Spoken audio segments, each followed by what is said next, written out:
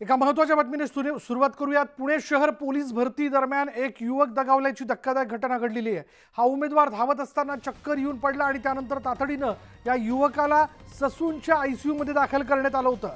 मात्र उपचारादरम्यान या युवकाचा मृत्यू झालाय। पुण्यात शिवाजीनगर पोलीस ग्राउंडवर ही पोलीस भरती सुरू आहे।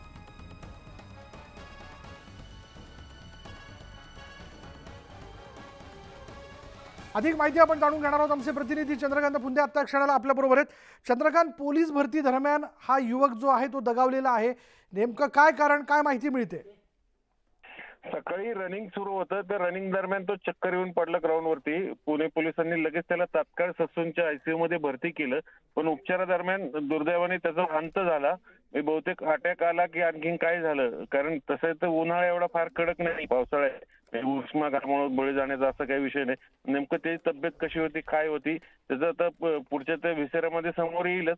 पण दुर्दैवाने त्याचा अंत झालाय। तो मूळचा आहे संगमनेरच्या कोठे गावचा, संगमनेर तालुका, जिल्हा नगर।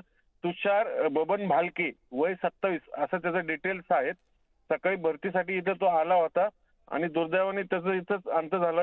एक मोठी खेदजनक बातमी आहे। पोलिसांनी प्रयत्न केले त्याला वाचवण्याचे, ऑन ड्युटी भरती दरम्यानचे जे ऑफिसर होते ते, पण दगावला तो।